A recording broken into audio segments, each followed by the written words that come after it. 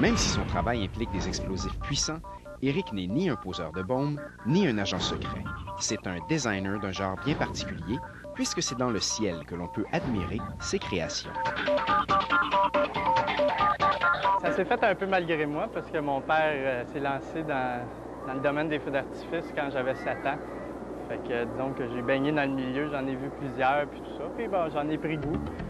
Et son travail a été récompensé, puisqu'Éric s'est mérité un Jupiter, le prix le plus prestigieux dans le club select des concepteurs de feux d'artifice.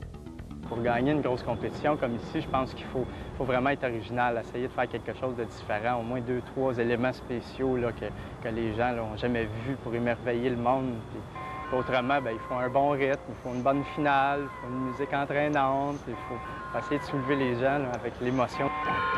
Et de quoi se sert-on pour créer un spectacle pyrotechnique? Mais d'un ordinateur, voyons.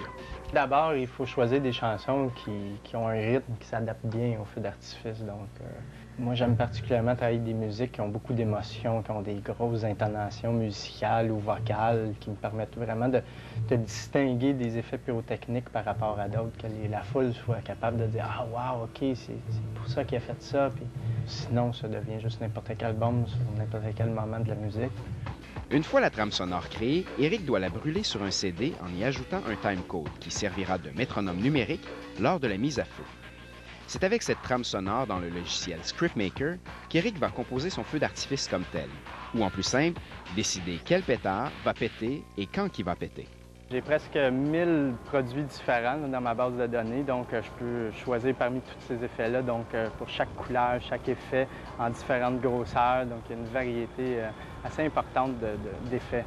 À la façon d'un compositeur qui entend sa musique dans sa tête, Éric imagine les feux d'artifice et se sert de Scriptmaker pour écrire la partition de ses spectacles pyrotechniques.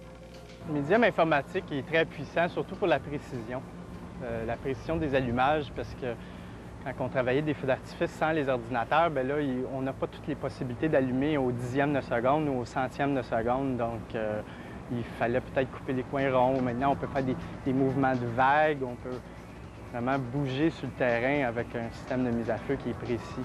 Une fois le spectacle écrit, c'est encore l'ordinateur que l'on utilise pour construire sur le terrain ce qu'Éric a composé sur son ordinateur.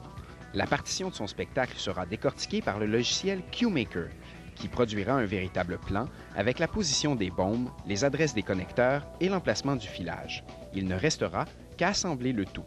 C'est beaucoup de travail pour très peu de temps, mais en même temps, on reçoit l'énergie de la foule.